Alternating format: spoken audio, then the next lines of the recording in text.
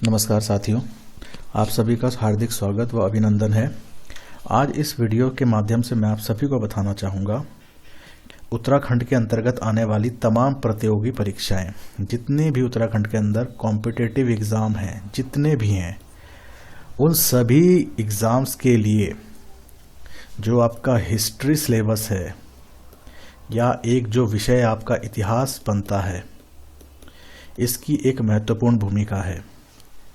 आज से हम लोग आपके लिए इतिहास विषय को निःशुल्क तौर पर यहाँ पर प्रारंभ करने जा रहे हैं। साथ साथ आपको एक और बात बता दी जाए कि ये जो आपकी क्लासेस होंगी ये पूर्णतः रूप से आपके लिए निःशुल्क हैं। इसमें किसी प्रकार का आपको शुल्क अदा नहीं करना है, किसी प्रकार की फीस नहीं है। एक और महत्वपूर्ण बात, भले ही इसमें किसी प्रकार की फीस नहीं ली जा रही है, किंतु जो गुणवत्ता है, जो इस क्लास की गुणवत्ता होगी या जो भी विषय हम आपको आने वाले समय में पढ़ाएंगे, उन सभी की जो गुणवत्ता रहेगी वो अपने आप में आप लोगों के लिए अधिक से भी अधिक होगी, जिसमें आप लोग स्वयं इस बात को कुछ ही दिनों में जान पाएंगे कि आपका जो ज्ञान का जो सागर है उसमें कितनी वृद्धि हुई है। और एक और बात मैं आप सभी को बता दूं, हम जो भी क्लासेस यहाँ पर स्टार्ट करेंगे उसमें जिस गहराई और जिस क्वालिटी के साथ आपको पढ़ाया जाएगा, ऑनलाइन की बात छोड़िए, आपको ऑफलाइन में भी उस गुणवत्ता के साथ कोई भी नहीं पढ़ाएगा। तो आप सभी से अनुरोध है कि आप सभी आज से अपनी तैयारी शुरू करें और अपनी एक नोटबुक ज़रूर बनाएं। एक नोटबुक बना लें और हमारे साथ साथ चलते रहें। जो जो हम पढ़ा रहे हैं उन सब चीज़ों को आप नोट करते चलें। अब ये क्रमतः रूप से आपकी संपूर्ण कक्षाओं का हम यहाँ पर आयोजन करेंगे, जिसमें पूरा इतिहास आपको पढ़ाया जाएगा, पूरा भूगोल आपको पढ़ाया जाएगा, पूरा राजनीति विज्ञान पढ़ाया जाएगा, या तमाम जितना भी आपका सिलेबस है, जो उत्तराखंड के अंतर्गत आने वाली तमाम भर्ती योजनाएं या जितनी भी भर्ती परीक्षाएं होती हैं, उन सभी का जो सिलेबस है उस सिलेबस को यहाँ पर कंप्लीट कराया जाएगा। तो बिना समय व्यर्थ करते ही आपको आज की क्लास शुरू करते हैं। और सबसे पहले मैं आप सभी को बता दूं, अगर आप क्लास पढ़ रहे हैं तो आज जैसा मैंने आपको बताया कि हम लोग हिस्ट्री से शुरू करने जा रहे हैं। हिस्ट्री से हम लोग शुरू करने जा रहे हैं और हिस्ट्री में हम सबसे पहले कहाँ से शुरू करेंगे? हिस्ट्री में हम सबसे पहले शुरू कर रहे हैं मॉडर्न हिस्ट्री से। मॉडर्न हिस्ट्री, या इसी को हम हिंदी में क्या कहते हैं?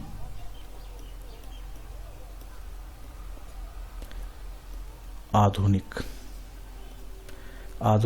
इतिहास। अब आधुनिक इतिहास या मॉडर्न हिस्ट्री किसका?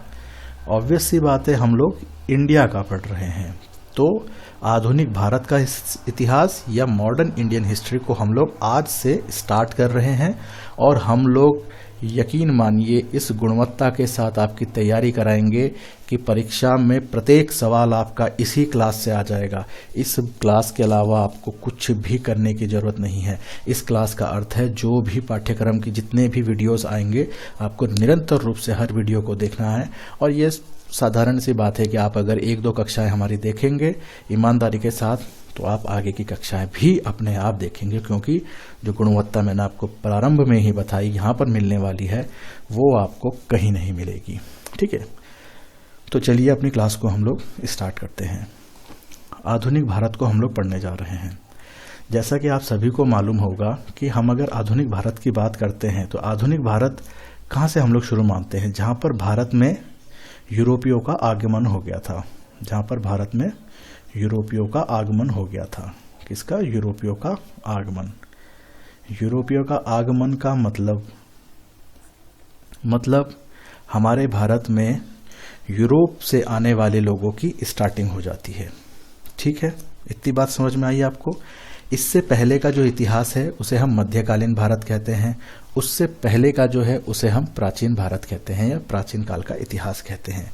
तो हम लोग शुरुआत करते हैं जब भी आधुनिक भारत की, तो हमने इतिहास को, जो हमारा भारत का पूरा इतिहास है, हमने उसको मुख्यतः रूप से 3 भागों में विभाजित कर रखा है।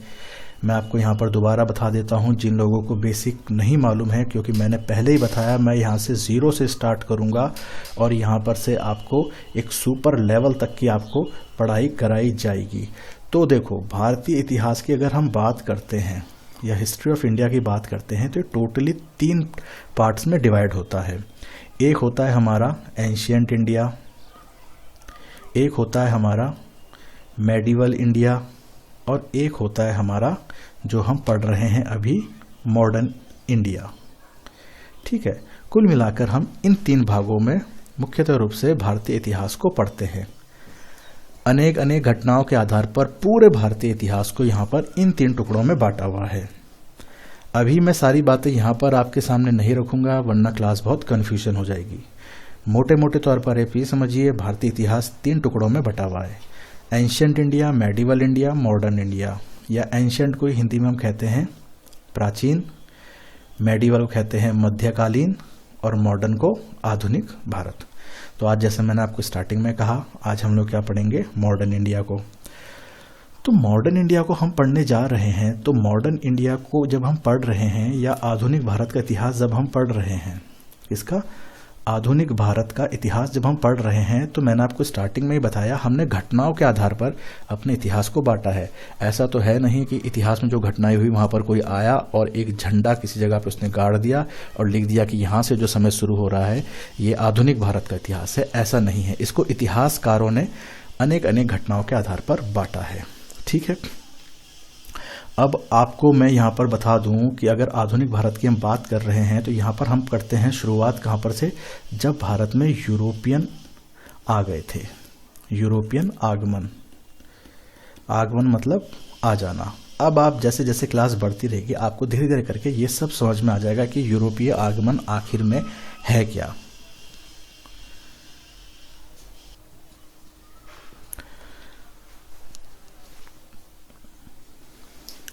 अब यूरोपीय आगमन को हम किस तरह से समझें, मैं आप सभी को मुख्य तौर पर पहले एक बात बता दूं कि जो विश्व है या पूरा वर्ल्ड कहेंगे जिसे हम, जो पूरा वर्ल्ड है या जो पूरा विश्व है, इसमें कुल मिलाकर के अगर हम देखें तो जो महाद्वीप है या जिसे हम कॉन्टिनेंट कहते हैं, चलो यहां पर आपको थोड़ा कंफ्यूजन होगा, मैं थोड़ा सा बेसिक आपको समझाता हूं एक चीज। ये देखो, लगभग जो आपको स्क्रीन पे अभी दिख रहा है ये आपका एक तरह से विश्व का मैप है आपके सामने। ठीक है ना, इसमें तो कोई दो राह नहीं है ना, ये आपको दिख रहा है। अब समझने के लिए मैं आपको कुछ बताता हूँ। जैसे हमने कहा कि हम सबसे पहले क्या पढ़ेंगे, इतिहास को जो हम पढ़ रहे हैं, हम पढ़ रहे हैं मॉडर्न इंडिया, है ना, मॉडर्न इंडिया हम लोग पढ़ रहे हैं। और मॉडर्न इंडिया की शुरुआत हम कहाँ से मान रहे हैं, मतलब यूरोपियन का, मतलब भारत में जब यूरोपियन लोग आ रहे हैं। अब आप सभी को मालूम है, मैं यहाँ पर ये येलो कलर से एक ये कर देता हूँ आपके लिए, ये आप सभी को दिख रहा होगा। ये जो मैंने ग्रीन या येलो कलर से जो आपको भी शो हो रहा है, ये हमारा क्या है, लगभग भारत है। उस समय पाकिस्तान भी भारत के अंतर्गत आता था, इसलिए मैंने ये लगभग पूरा कर दिया है। तो ये रहा हमारा भारत। ठीक है, ये क्या रहा हमारा, ये रहा हमारा इंडिया।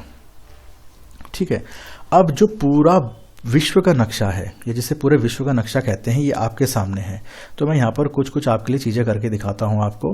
देखिए यहाँ पर मैं आपका बेसिक क्लियर कर रहा हूँ, इसलिए ताकि आपको कोई दिक्कत ना हो जिन बच्चों ने अभी तक कुछ भी इतिहास के बारे में नहीं समझा है। तो जो ये वाला हिस्सा आपको दिख रहा है, ये लगभग जो हिस्सा दिख रहा है आपको, ये पूरा जो मैंने अभी डार्क ग्रीन कलर से बंद कर दिया है लगभग। ठीक है, इस वाले हिस्से को क्या कहेंगे, इस वाले हिस्से को कहा जाता है आपका नॉर्थ अमेरिका। नॉर्थ अमेरिका क्या कहा जाता है, नॉर्थ अमेरिका, या हिंदी में अगर मैं इसका नाम दूं तो हिंदी में आप इसे कहेंगे उत्तरी अमेरिका। ठीक है, अब आप कहोगे ये क्या हुआ, चलो मैं आपको दोबारा से एक और चीज समझाता हूँ। ये पूरा विश्व का नक्शा है। ठीक है, अब इस पूरे विश्व को अगर हम टुकड़ों में बांटें तो यहाँ पर कुल मिलाकर के 7 महाद्वीप हैं। कितने हैं, 7 महाद्वीप हैं। अब 7 महाद्वीप में ये पूरा का पूरा जो विश्व है ये बटा हुआ है, एक तरह से आप ऐसा समझो। अब ये 7 महाद्वीप कौन कौन से हैं मैं यही आपको समझा रहा हूँ। एक हो गया आपका नॉर्थ अमेरिका, ठीक है। दूसरा आपके लिए कर देते हैं लाइट ब्लू कलर से, ठीक है। ये जो है, ये जो लाइट ब्लू कलर कर दिया मैंने,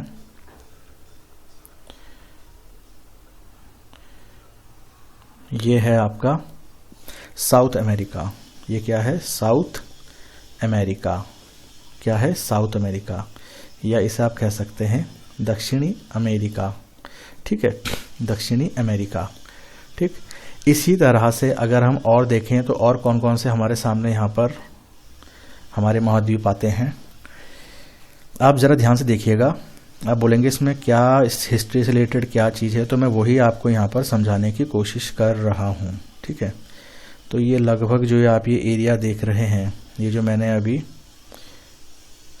कर दिया है डार्क येलो कलर का कुछ, ठीक है, ये वाला जो पार्ट है ये ही क्या है आपका, ये डार्क येलो वाला पार्ट ही आपका क्या है? यूरोप। क्या है? यूरोप। क्या है? यूरोप है, ठीक है। इसके बाद और आपको दिखाता हूं मैं, और ये डार्क ब्राउन कर देता हूं मैं इसको, है ना। यूरोप के साथ जो चिपक के ये बाकी जितना मैंने आपके लिए ये ब्राउन कर दिया, ये पूरा ब्राउन, ठीक है, ये पूरा ब्राउन, इस पूरे ब्राउन के अंदर इंडिया भी आ गया, ठीक है।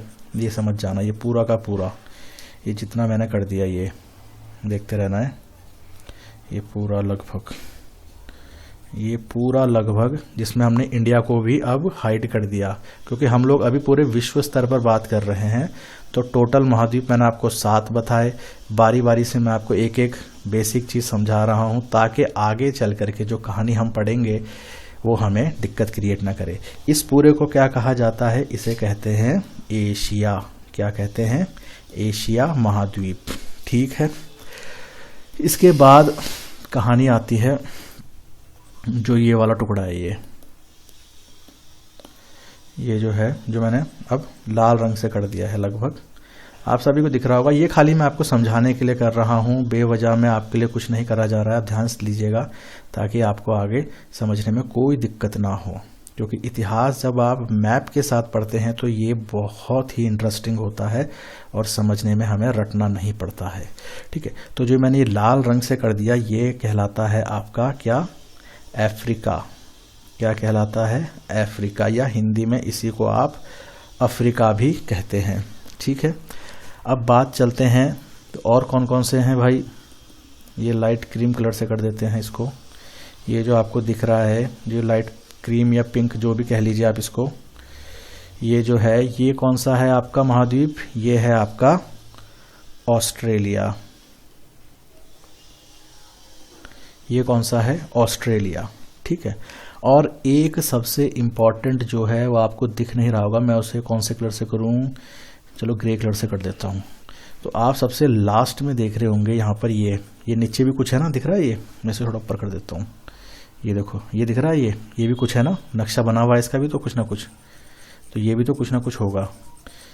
तो जो ये वाला पोर्शन है ये पूरा, ये कौन सा है आपका? ये है आप सभी का एंटार्क्टिका। एंटार्क्टिका, ठीक है। तो मैंने आप सभी को कहा कि जो पूरा विश्व है ये मोटे मोटे तौर पर अगर हम सागर की बात ना करें तो यहाँ पर ये 7 महाद्वीपों में बटा हुआ है।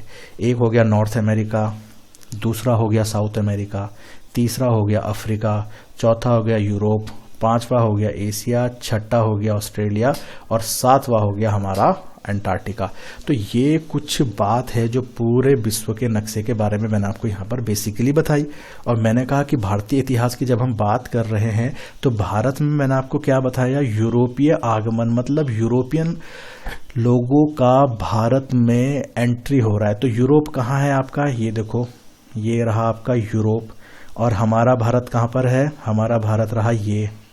तो ये लोग यहाँ से यहाँ आ रहे हैं। अब रास्ता कोई भी हो सकता है, ठीक है, रास्ता कोई सा भी हो सकता है, रास्ता ये किसी भी तरफ से आए। लेकिन अभी के लिए मैं आपको बेसिकली बता रहा हूँ कि मॉडर्न हिस्ट्री ऑफ इंडिया को हम लोग पढ़ते हैं भारत में यूरोपियों के आगमन से। आ गई बात समझ में? तो अब आप लोगों को ये समझ में आ गया होगा कि ये यूरोप किस चिड़िया का नाम है। और एक और बात मैं आप सभी को बता दूं, ये यूरोप जो महाद्वीप है, यूरोप के अंतर्गत या एक महाद्वीप के अंदर मैनी कंट्रीज, या आप ये भी कह सकते हैं कई देश आते हैं। ठीक है, जिन बच्चों को बेसिकली नहीं पता है उनको बता दूं कि एक महाद्वीप के अंतर्गत कई देश भी आते हैं। ऐसा नहीं है कि हम ये कह दें कि अगर जैसे यहीं पर देखो हमारा एशिया है, हम खाली एशिया के अंदर ये थोड़ी बोल सकते हैं कि हम एशिया की बात कर रहे हैं तो हम खाली इंडिया की बात कर रहे हैं। आ रही है आपको बात समझ में? ऐसे ही यूरोप, जब हम कह रहे हैं कि यूरोपियों का आगमन, तो यूरोप के अंतर्गत केवल एक ही देश नहीं आएगा। ठीक है, इसमें कई तरह के देश आएंगे, कई देश होंगे, उसको हम बारी बारी से आगे पढ़ेंगे।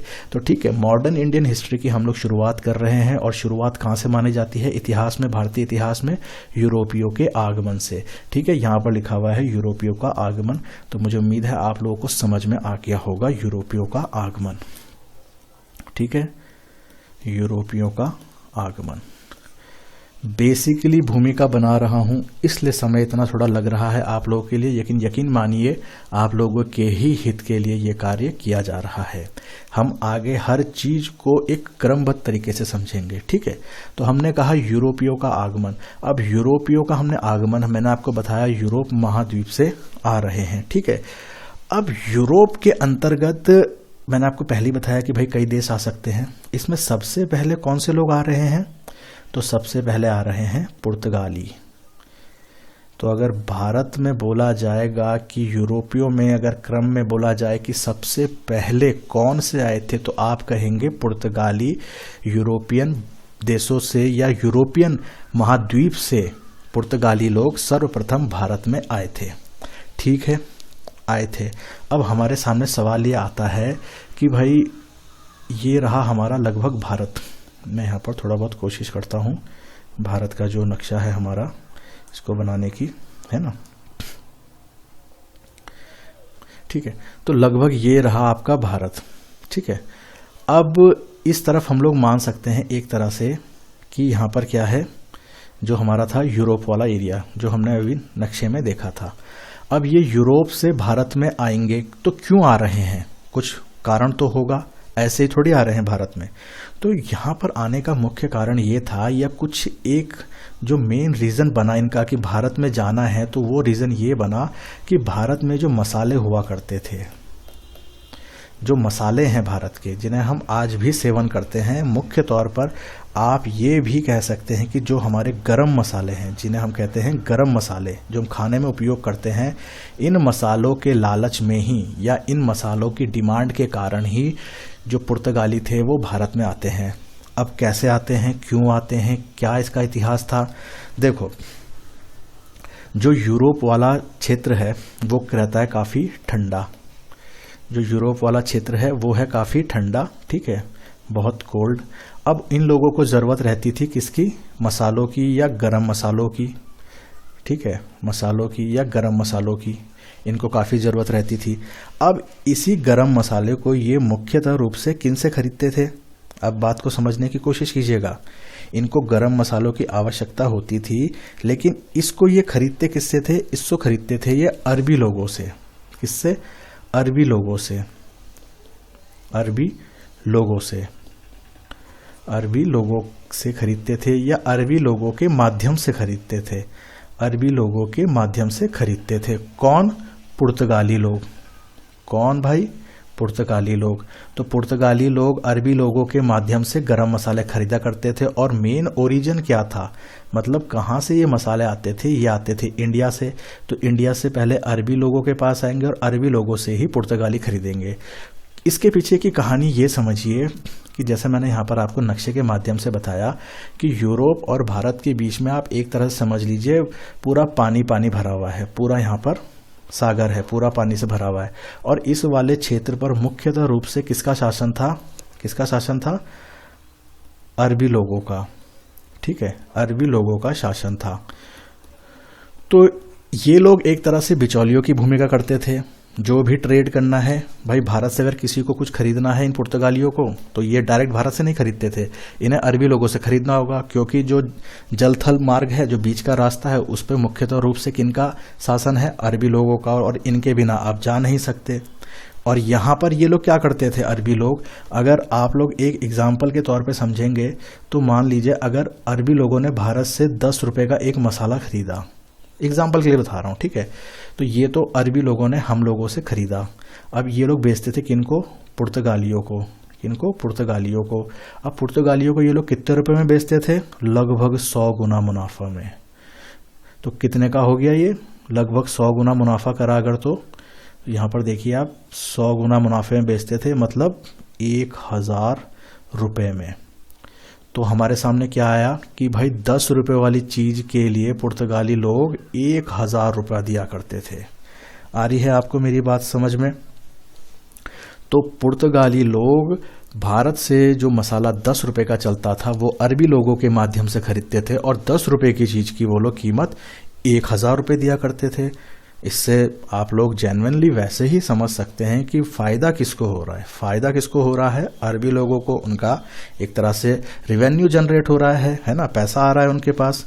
अब जब ये बात पुर्तगाल में मालूम लगी कि यहाँ पर जो ये है मुख्य तौर से जो अरबी लोग हैं, इनका जो बिचौलियापन है, जो ये मीडिएटर की भूमिका निभा करके हमें इतना ठग रहे हैं या इस तरह से हमारे ऊपर लूट मचा रहे हैं, तो क्या करा जाए? तो अब आप ध्यान से समझिए, जैसे मैंने आपको स्टार्टिंग में ही बताया कि हम यूरोप के बारे में पढ़ रहे हैं, यूरोप महाद्वीप में।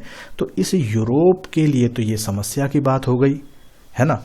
अब समस्या की बात हो गई, तो जो यूरोप में यहाँ पर जो सत्ता थी, यहाँ पर जो एक तरह से समझ लीजिए रूल किसका चलता था, तो यूरोप में सत्ता चलती थी किसकी? पोप की। किसकी चलती थी भाई? पोप की, जिस समय की ये बात है, ठीक है।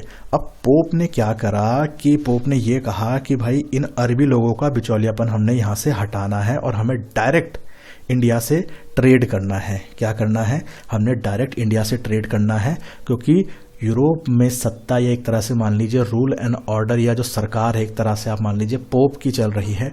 तो इस पोप ने कहा, ध्यान सुनिए, इस पोप ने कहा कि जो ये अरबी लोग हैं इनका जो बिचौलियापन है उसको करा जाए समाप्त। इनका जो बिचौलियापन है इसको किया जाए समाप्त। और इसको समाप्त करने के लिए, ध्यान से सुनिएगा, इसको समाप्त करने के लिए उन्होंने एक आदेश जारी किया। क्या करा? एक ऑर्डर पास किया, एक ऑर्डर जनरेट करा या एक आदेश जारी किया कि भारत के साथ व्यापार करने के लिए नए जल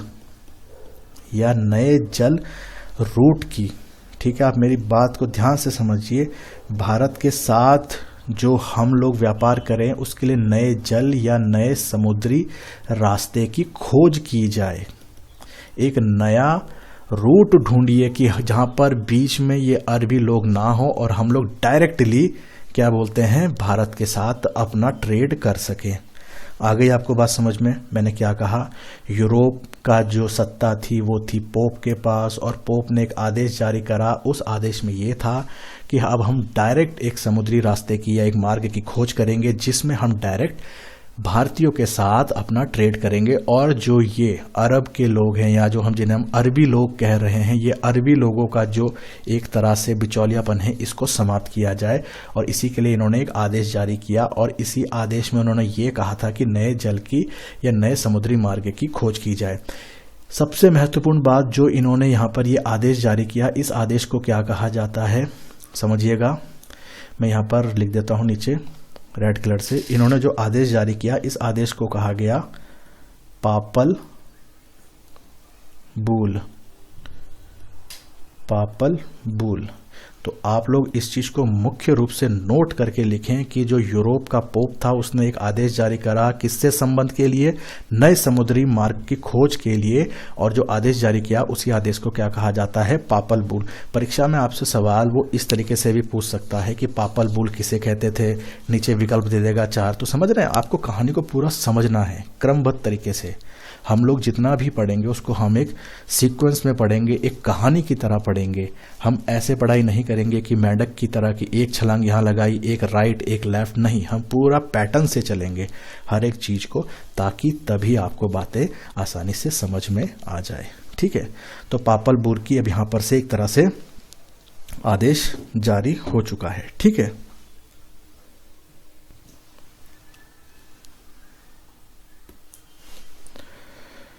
तो आप सभी ने देख लिया कि पापल बुल को जारी कर दिया गया है। किसको? पापल बुल को जारी कर दिया गया है। अब पापल बुल जारी कर दिया गया है। ठीक है, तो इस पापल बुल के तहत हमने समझ लिया कि नया हमें एक मार्ग खोजना है। ठीक है, समुद्री मार्ग खोजना है हमें भारत के साथ डायरेक्ट यूरोप का व्यापार करने के लिए। अब यूरोप के दो देश, कौन कौन से दो देश, ध्यान से समझिएगा। एक है आपका स्पेन और दूसरा है आपका कौन सा? पुर्तगाल। दूसरा है आपका पुर्तगाल। क्लियर बात? तो यूरोप के दो देश, एक स्पेन और एक पुर्तगाल, ये दोनों का एक एक बंदा या एक एक नाविक यहां से चलेगा। किसके लिए? इसी काम को करने के लिए। आ रही बात समझ में? यूरोप के पोप ने भारत के साथ डायरेक्ट सी रूट खोजने के लिए एक फरमान या एक आदेश जारी करा, जिसे पापल बुल कहा गया। और यूरोप के दो देश, मुख्यतः रूप से स्पेन और पुर्तगाल से एक एक बंदा या एक एक नाविक इस काम के लिए अब चल पड़ता है यूरोप से। ठीक है, तो स्पेन का जो बंदा चला था या जो नाविक चला था, उसका नाम क्या था? उसका नाम था कोलंबस। क्या था? कोलंबस। आगे बात समझ में? वहीं पुर्तगाल से जो एक नाविक या बंदा चला था इस पापल बुल को फरमान लेकर के या इस काम को करने के लिए, उसका नाम क्या था? उसका नाम था वास्को डी गामा।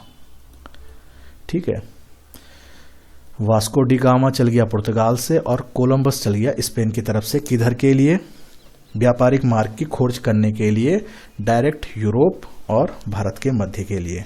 ठीक है, तो सबसे पहले इन दोनों में से कौन निकलता है भाई? सबसे पहले निकलता है कोलंबस। ठीक है, कौन निकलता है? कोलंबस। अब कोलंबस जब निकलता है तो कब निकलता है? कोलंबस निकलता है आपका, आप नोट करते चलिएगा, अब आपके लिए बहुत इंपॉर्टेंट चीजें आ रही हैं। ठीक है, कोलंबस निकलता है आपका 1492 ईस्वी में। कब निकलता है भाई? 1492 ईस्वी में निकलता है। ठीक है, और यहां से ये निकलता है तो ये एक द्वीप पर पहुंचता है।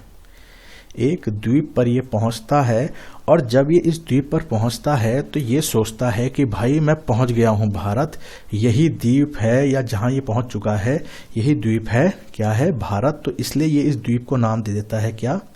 आप लिखिएगा हर चीज मैं जो यहां पर आपको बता रहा हूं। इसी को कह देता है इंडीज या इंडीज। ठीक है, इंडीज या इंडीज, ये कुछ ये नाम दे देता है। ठीक है, अब कोलंबस को लगता तो है कि भाई मैं जहां पहुंच गया हूं ये भारत है, इसलिए ये भारत मान भी लेता है एक बार के लिए इस चीज को कि भाई ये भारत है। ठीक है, तो यहां पर क्या मेन चीज आ जाती है? यहां पर मेन चीज ये आ जाती है कि जो ये द्वीप था, इस द्वीप पे पहुंचने के बाद इसको यहां पर देखते हैं लंबे चौड़े कदकाठी के आदमी, मतलब 6 फीट 7 फीट 8 फीट के लोग, जिनका रंग होता है काफी काला। वहां का हाव भाव देख करके उसे ऐसा लगता है कि जो मैंने भारत के बारे में सुना था वो चीज तो ये है नहीं। ठीक है, तो वो समझ जाता है कि भाई मैं भारत नहीं पहुंचा हूं, मैं कहीं और पहुंच गया हूं। क्या पहुंच गया हूं? भारत नहीं है, ये कहीं और पहुंच गया हूं। तो आगे चल करके ये जो इंडीज नाम इसने दिया, यही आगे चल करके बना आपका वेस्ट इंडीज। क्या बना? West Indies. अब यहां पर आ गया वेस्ट इंडीज नाम से, वेस्ट इंडीज नाम से आ गया, या इसी को आप हिंदी में क्या कहेंगे? पश्चिम का भारत। क्या कहेंगे, पश्चिम का भारत। तो यहाँ पर अगर अब हम रियलिटी में देखें, जिसको ये इंडिया समझ रहा था, इसने खोज किसकी कर दी, इसने खोज कर दी वेस्ट इंडीज़ की। किसकी कर दी खोज भाई, वेस्ट इंडीज़ की कर दी। तो किसने कर दी वेस्ट इंडीज़ की खोज, कोलंबस ने। कोलंबस ने कर दी, कब कर दी, 1492 ईस्वी में इसने कोलंबस ने वेस्ट इंडीज़ की खोज कर दी। ठीक, बात क्लियर यहाँ तक। इसके बाद अगर हम और आगे देखें तो यहाँ पर हमारे सामने आएगा, अब हम देख रहे थे ना यहाँ पर, ये देखो स्पेन से बंदा चला, कोलंबस भारत जाना था लेकिन पहुँच गया कहीं और द्वीप में, जिसको उसने समझा ये इंडिया है, लेकिन वो निकला क्या, इंडीज़, जिसने इसने नाम दिया, और होता क्या है वो, वेस्ट इंडीज़। ठीक, तो मतलब भाई साहब गलत जगह पहुंच गए, ये भारत नहीं खोज पाए। अब बारी आती है पुर्तगाल के जो नाविक थे जिनका नाम था वास्को डिगामा। अब वास्को डिगामा को लेकर के हम लोग थोड़ी सी चर्चा करते हैं कि वास्को डिगामा भाई साहब कहाँ कहाँ पहुंच गए। दोनों के दोनों पापल बुल के तहत निकल चुके हैं व्यापारिक मार्ग की खोज करने के लिए, मतलब भारत के लिए। तो वास्को डिगामा जो था, इसने क्या करा, ध्यान समझिएगा। वास्को डिगामा ने 1497 में भारत की खोज के लिए ये चलता है। ठीक है, 1497 ईस्वी में ये भारत की खोज के लिए चलता है, खोज के लिए चलता है। ठीक है, खोज के लिए चलता है। और वहाँ से जब ये चल रहा है पुर्तगाल से, इसकी हर एक चीज़ आपके लिए बहुत महत्वपूर्ण है, एक एक चीज़ को आपने नोट करना है। पुर्तगाल से जब ये चल रहा है तो ये किसके प्रतिनिधि के तौर पे आ रहा है, तो वहाँ से चल रहा है जो पुर्तगाल का शासक था, जिसका नाम था जॉन हेनरिक। John Heinrich.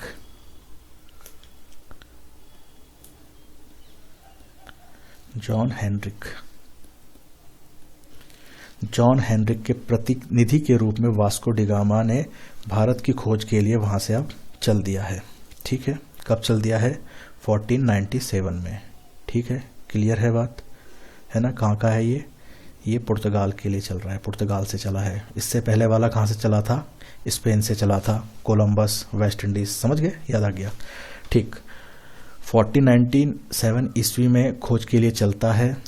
पुर्तगाल का जो शासक था जिसका नाम था जॉन हेनरिक, इसके प्रतिनिधि के तौर पे, जॉन हेनरिक प्रतिनिधि के तौर पे, ठीक है, जॉन हेनरिक के प्रतिनिधि के तौर पे। और लगभग जब ये चल रहा है वास्को डिगामा, तो लगभग 90 दिन, मतलब 90 डेज, कितना, 90 डेज, क्लियर। 90 डेज का इसने यात्रा करा, 90 दिन की यात्रा इसने करी। और इस 90 दिन की यात्रा के दौरान ये, ध्यान से सुनिएगा, केप ऑफ गुड होप कहाँ पहुँचता है, केप ऑफ गुड होप, ये केप ऑफ गुड होप पर पहुँचता है। ठीक है, या इसी को हिंदी में आप लोग उत्तरमाशा द्वीप भी कहते हैं, उत्तरमाशा द्वीप। तो वास्को डिगामा 90 दिन की यात्रा करके केप ऑफ गुड होप या उत्तरमाशा द्वीप पर पहुंचता है। और यहाँ पर पहुंचते ही इसको मिलता है एक, कौन, गुजराती यात्री। कौन मिलता है, एक, इसे मिलता है एक गुजराती यात्री, गुजराती यात्री। अब ये गुजराती यात्री जो इसको मिलता है, यही इसको कहाँ ले जाता है, भारत, यही इसको ले जाता है भारत। तो अब ये इसको भारत ले जाएगा तो ऑब्वियस सी बात है उसको रास्ता मिल ही जाएगा भारत तक का। अब हमारे लिए महत्वपूर्ण क्या बन जाता है कि जो ये गुजराती यात्री मिला, इसका नाम क्या था, तो ये आपके लिए बेहद महत्वपूर्ण है। इसका नाम था अब्दुल, लिख लीजिएगा आप लोग नोट्स में अपने, ये बहुत महत्वपूर्ण नाम है, अब्दुल मनीक। क्या नाम है, अब्दुल मनीक। तो गुजराती यात्री उसको मिलता है और यही इसको भारत लेकर जाता है, या इसी अब्दुल मनिक की सहायता से जो आपका वास्को डिगामा है ये भारत के पश्चिमी तट जिसे कालीकट कहते हैं उस बंदरगाह पर पहुंचता है। इसी गुजराती यात्री की मदद से ये कहाँ पहुंचता है?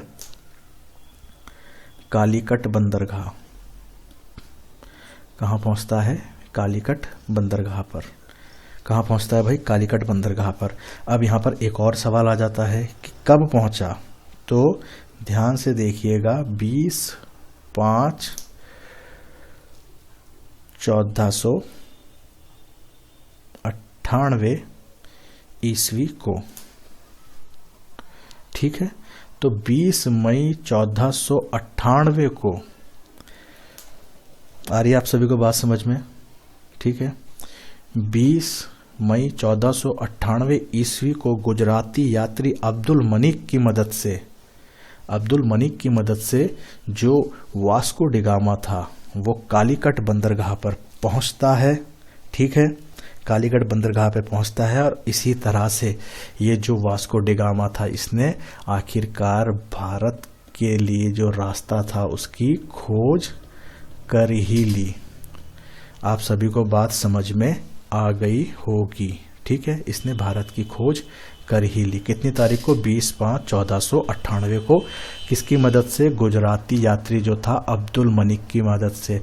कहाँ पर? केप ऑफ गुड होप पर इसको ये मिलता है। किसका नाम है? अब्दुल मनिक का। ये कौन था? गुजराती यात्री। और आखिरकार 20 मई 1498 को इसने भारत की खोज कर ही ली और ये पहुंचता है सबसे पहले कहाँ? इसके साथ कालीकट बंदरगाह पर। ठीक, अब इससे आगे देखते हैं। ठीक है, आ गया भाई, ये कहाँ आ गया? कालीकट आ गया। अब मैं आपको थोड़ा सा इसको वैसे बताता हूँ, थोड़ा सा आपको आसानी हो जाएगा ना समझने में। ये आपका लगभग भारत का नक्शा है। ठीक है, तो लगभग इस जगह पर आपका क्या है, जो जगह हमने बताई अभी, कालीकट। ठीक है, कालीकट बंदरगाह आप सभी को मालूम होगा, जिसे आप अंग्रेजी में डॉकयार्ड भी कह सकते हैं। मतलब ये उस जगह को कहा जाता है बंदरगाह। जैसे मैं आपको एक एग्जांपल दूं, यहाँ पर बताना चाहूँगा, जहाँ पर आपकी बस सारी खड़ी होती हैं या आती जाती हैं उसे हम क्या कहते हैं? Bus stand. ठीक है, और जहाँ से आपकी हवाई यात्राएं जितनी भी होती हैं, जहाँ आपके एरोप्लेन वगैरह या जितने भी आपके जहाज हैं ये खड़े रहते हैं, आप उससे क्या बोलते हैं? एयरपोर्ट। ठीक है, अब जितने भी जो पानी वाले जो जहाज होते हैं, जो पानी वाले जहाज आपके कहाँ से चलते हैं? जहाँ पर इनका सारा हार्बर होता है, जहाँ ये खड़े रहते हैं, उस जगह को क्या बोल देते हैं? बंदरगाह। ठीक है, बंदरगाह हिंदी में या अंग्रेजी में आप इसी को डॉकयार्ड कहते हैं। ठीक है, तो इसको आप जब भी देखेंगे तो इस तरफ आप सभी को मालूम है कि इधर भारत की इस तरफ पूरा आपका क्या है? अरब सागर। आप नक्शे में देखेंगे तो ब्लू ब्लू कलर का सागर है।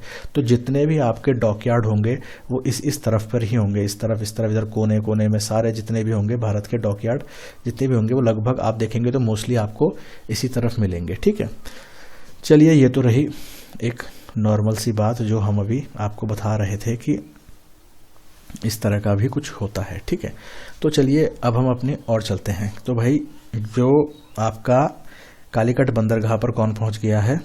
Vasco da Gama. इसने क्या बोलते हैं? व्यापारिक मार्ग की खोज कर ली है। ठीक है, कालीकट बंदरगाह पर ये पहुंच गया है। ठीक है, इसको थोड़ा सा मैं रब कर देता हूँ ये। ठीक है, ये कालीकट बंदरगाह पर पहुंच चुका है। तो यहाँ पर एक जेन्युइन सा क्वेश्चन आपके सामने अराइज होना चाहिए कि कालीकट पे पहुंच रहा है तो यहाँ पर किसी ना किसी का तो रूल होगा ही, कोई ना कोई तो यहाँ पर शासनकारी रहा होगा। तो जिस समय वास्को डिगामा या VSD जब आपका कालीकट पहुंच रहा है तो इस समय यहाँ का शासक कौन है? तो ये बहुत महत्वपूर्ण सवाल है, फिर से ध्यान दीजिएगा। यहाँ पर जो शासक था इसका नाम क्या था? जमोरिन। क्या नाम था? जमोरिन। तो आपसे परीक्षा में सवाल भी बन सकता है कि जब वास्को डिगामा कालीकट बंदरगाह पर पहुंचता है तो उस समय वहां पर किसका शासन था या कौन वहां पर शासक था? ये जमोरिन था और इसने एक उपाधि ले रही की थी। इसकी उपाधि क्या थी? उपाधि देखिएगा, उपाधि थी इसकी हिंदू। क्या उपाधि थी? उपाधि थी इसकी हिंदू। ठीक है, तो आपने दो चीजें देखी। जब वास्को डिगामा कालीकट बंदरगाह पर पहुंचता है प्रथम बार, तो वहां पर शासक कौन था? जमोरिन। ठीक है, अब जमोरिन वहां पर शासक था और इस जमोरिन ने उपाधि ले रखी थी हिंदू की। ठीक है, अब यहाँ पर क्या होता है कि अब एक तरह से आप लोग सीधे समझ चुके होंगे कहानी में कि भाई अब जो पुर्तगाल है ये लोग डायरेक्टली ट्रेड करेंगे किससे? इंडिया से डायरेक्ट व्यापार करेंगे। जो बीच में जो बिचौलिए थे, जो अरबी लोग थे, अब इन लोगों का हो गया पूरा पत्ता साफ। ठीक है, क्लियर है बात? समझ में आ रही होगी आपको, यहाँ तक मुझे पूरी उम्मीद है। ठीक है, अब इनका पत्ता साफ होता है यहाँ पर, तो पुर्तगाल और भारत के बीच में जो व्यापार है वो पूरा डायरेक्टली ट्रेड होगा। किसी प्रकार का कोई इंटरवेंशन या किसी प्रकार का कोई हस्तक्षेप किसी का नहीं होगा। अब जब ये बात अरबी लोगों को मालूम चलेगी इनको, तो ये तो नाराज होंगे ही, है ना? ये तो नाराज होंगे ही भाई। तो ये लोग नाराज तो हो गए लेकिन कुछ कर नहीं पाए स्टार्टिंग में। ठीक है, बात समझिएगा। अब जब ये वास्को डिगामा यहाँ से वापस जाएगा कहाँ? अपने पुर्तगाल। जब ये यहाँ से वापस जाएगा अपने पुर्तगाल, तो ये यहाँ से कई जहाज भर के मसाले ले जाता है। कई जहाज भर के मसाले ले जाता है और इन मसालों को अपने यहाँ 60 गुना प्रॉफिट में बेचता है। 60 गुना प्रॉफिट में बेचता है। 60 गुना प्रॉफिट में बेचता है का मतलब आप ये लगा के चलिए कि अगर 5 रुपए की चीज़ है तो वो उसको 60 गुना करके कितने रुपए में बेच रहा है? 30 रुपए में बेच रहा है। मैं एग्जांपल दे रहा हूँ रुपए का, ठीक है ना? उस समय रुपया नहीं चलता होगा। तो अगर कोई चीज़ 5 रुपए की है तो वो उसको कितने रुपए में बेच रहा है? 30 रुपए में। तो ये 60 गुना प्रॉफिट वो कमा रहा था। ठीक है, क्लियर बात है। जबकि हमने क्या देखा कि जब ये अरबी लोगों के माध्यम से खरीदते थे तो अरबी लोग इनसे कितना लेते थे? 100 गुना या फिर 150 गुना तक की भी बातें आती हैं। तो एक तरह से आप देखिएगा जो पुर्तगाल के लोग होंगे उनके लिए तो ये बेनिफिट है भाई। ये तो सस्ता ही दे रहा है, फिर भी ये तो 60 गुना खा रहा है। ये तो इससे पहले 100 गुना या 150 गुना ले रहे थे। तो जब ये करके वो जाता है यहाँ से अपने जहाज भर के ले जाता है और जब वहाँ बेचेगा 60 गुना प्रॉफिट में, तो वहाँ के लोग भी खुश और इसको भी खूब मुनाफा होता है। ठीक है, अब यही चीज़ एक तरह से इनके लिए यहाँ पर क्या बनती है? बार बार भारत आने का कारण बनती जाती है, क्योंकि अब इन्होंने डायरेक्ट भारत को ढूंढ लिया है, यहाँ का कल्चर देख लिया है। धीरे धीरे करके ये लोग यहाँ पर व्यापार के लिए आते रहेंगे और कैसे कैसे करके ये व्यापार से यहाँ पर शासन करना शुरू कर देंगे, वो आगे बहुत रोचक कहानी के तौर पर हम आपको समझाएंगे। ठीक है, तो चलिए, हमने देखा कि 60 गुना प्रॉफिट में उसने खूब प्रॉफिट कमाया। किसने? वास्को डिगामा ने। आपके वास्को डिगामा ने बहुत प्रॉफिट कमा लिया। अब वास्को डिगामा के अगर हम बारे में बात करें, तो ये भारत में कुल कितनी बार आया? ये भारत में कुल आया 3 बार। कितनी बार? कुल आया 3 बार भारत आता है ये। और ये 3 बार का समय आपको याद रखना है। ठीक है, एक आता है ये 1498 में। ठीक है, जैसा मैंने आपको बताया कालीकट वाले बंदरगाह पर पहुंचता है। किसका प्रतिनिधि बन के आया था ये? जॉन हेनरिक का। किसका आया था? जॉन हेनरिक का प्रतिनिधि बन के आया। उसके बाद ये आता है 1502 में। यहाँ पर कोई महत्वपूर्ण हमारे परीक्षा के लिए कुछ इंपॉर्टेंट बात नहीं है। उसके बाद ये आता है 1524 में। उसके बाद आता है ये 1524 में। ठीक है, और ये 1524 में आ रहा है तो ये वॉइस रॉय के रूप में आ रहा है। ये वॉइस रॉय के रूप में आ रहा है, वॉइस रॉय के रूप में आता है। ठीक है, और वॉइस रॉय के रूप में आता है भारत। ठीक है, वॉइस रॉय के रूप में आता है कहाँ? भारत। और इसी 1524 में ही, ध्यान से समझिएगा, इसी 1524 में ही इसकी कोचीन में, मतलब भारत में ही इसकी मृत्यु भी हो जाती है। तो आपने क्या समझा? वास्को डिगामा कुल 3 बार भारत आता है। फर्स्ट जो था 1498 में जॉन हेनरिक के प्रतिनिधि के रूप में भारत के साथ व्यापारिक मार्ग की खोज करने के लिए, जब इसको गुजराती यात्री अब्दुल मनीक जो था उसने इसको रास्ता दिखाया और ये कालीकट बंदरगाह पे पहुंचता है वहाँ का राजा जमोरिन इसका स्वागत करता है। ये यहाँ से जब वापस जाता है तो कई जहाज भर के मसाले ले जाता है, 60 गुना प्रॉफिट पे बेचता है। फिर उसके बाद ये 1502 में आता है। फिर 1524 में ये वॉइसरॉय के रूप में भारत आता है और इसी 1524 में इसकी कोचीन में मृत्यु भी हो जाती है। रहा सवाल वॉइसरॉय का। वॉइसरॉय जो ये था, ये आप आगे समझेंगे, मैं इसको यहाँ पर इलेबोरेट नहीं करूँगा। आप इसको यहाँ पर ऐसे ही समझ लीजिए कि एक तरह से आप शाही फरमान के तहत सबसे बड़े अधिकारी बन के आ रहे हैं, बस इतना समझ लीजिए। पुर्तगाल की तरफ से अगर कोई सबसे बड़ा आ रहा है तो उसे आप वॉइसरॉय समझ लीजिए। बाकी जो इसका पूरा डेप्थ है वो हम आगे पढ़ेंगे, ठीक है। अभी आप इस तरह से समझते चलिए, ठीक है। तो वॉइसरॉय के पद पर ये जब आता है 1524 में, इसी समय इसकी कोचीन में मृत्यु भी हो जाती है, ठीक है। बात क्लियर। अब हम लोग थोड़ा सा इससे आगे बढ़ते हैं।